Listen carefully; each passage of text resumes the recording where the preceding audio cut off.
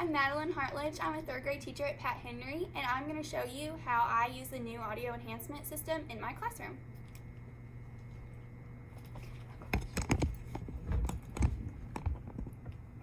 So the first thing you have is the microphone.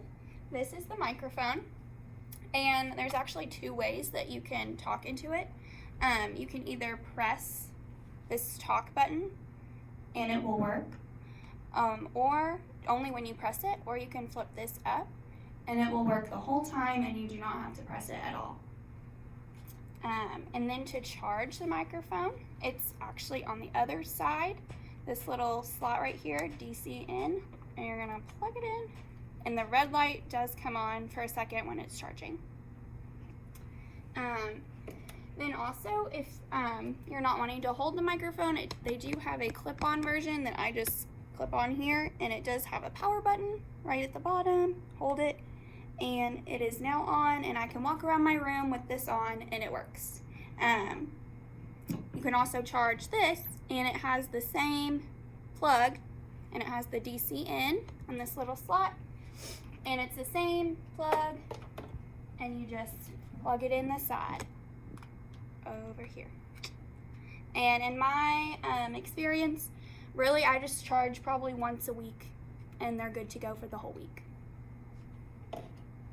Do you use this every day? I do use it every day.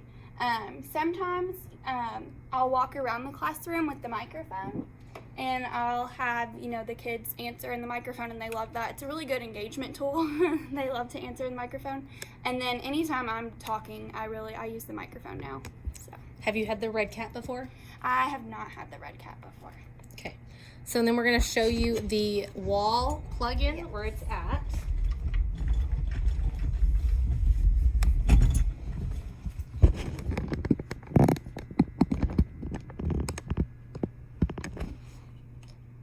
And this is where I think the volume is.